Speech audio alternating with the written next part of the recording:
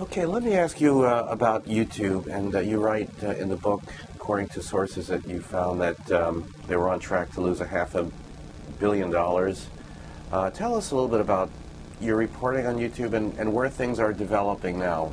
And if the acquisition, do you think, was seen as a good acquisition, and where it might be evolving? YouTube is almost half the videos downloaded are from YouTube. That's a pretty impressive amount of traffic. So if from just the traffic point of view, it's a fabulous acquisition for Google to have made.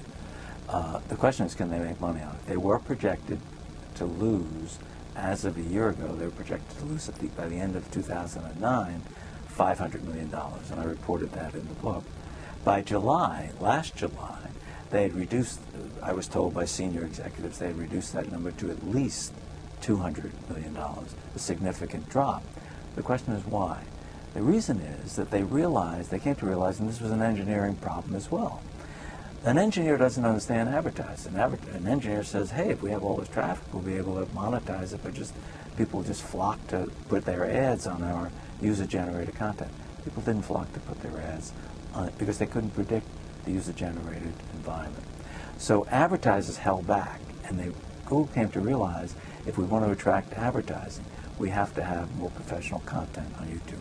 They've begun to do that, and therefore begun to generate more money. I think what you're going to see in the future, and I reported this in my book, I think you're going to see a point where Google is going to begin to charge for some of the content on YouTube and open up another revenue stream than just relying on advertising. And that's the only way they're going to get a host of content, be it TV shows from the networks or cable networks, or be it movies from Hollywood. And for Hollywood and the networks, it becomes another potential revenue source. So you can see the two sides, the new media and the old media, coming closer together here.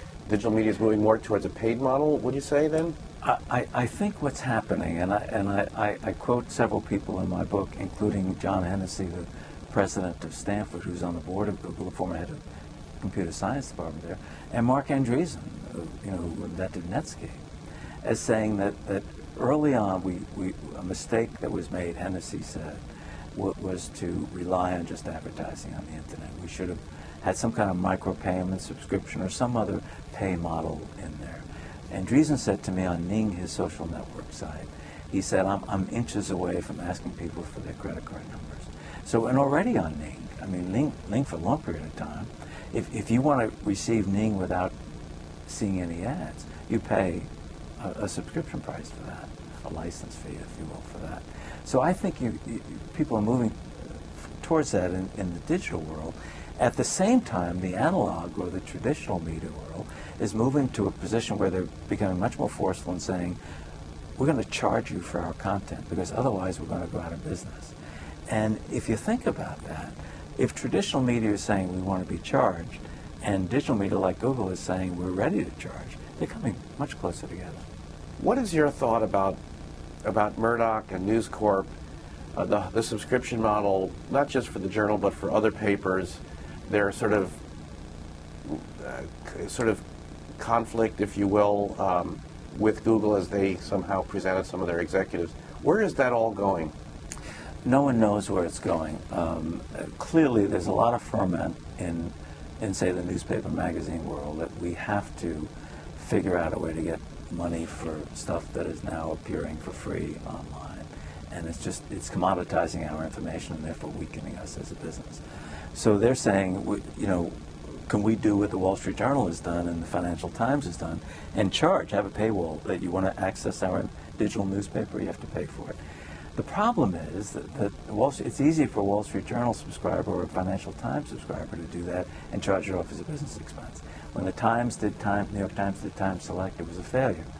But newspapers like Newsday has already done and some others have done are going to create paywalls and try and charge. They'll charge in different ways. And already on a Kindle, you can get the New York Times, the Wall Street Journal, and there's a charge for that. And that's something they should be doing. They should be experimenting to figure out, is there some other way to generate more money to preserve the importance of good journalism? Will that work for Newsday? Will it work for the St. Louis Post-Dispatch or Detroit News? I'm very dubious it will. There's another issue that they're saying. as the tablet comes, Apple is going to announce a tablet, and Hewlett Packard is announcing a tablet. You can imagine now that you're not just looking at a dedicated reader device like the Kindle, but the tablet is a multimedia device. And if it's multimedia, we could offer you Sports Illustrated. You want to see the swimsuit model issue? And you want to see some outtakes from that didn't appear in the magazine? Or video? Or video, yeah. I'm talking about video or audio or print.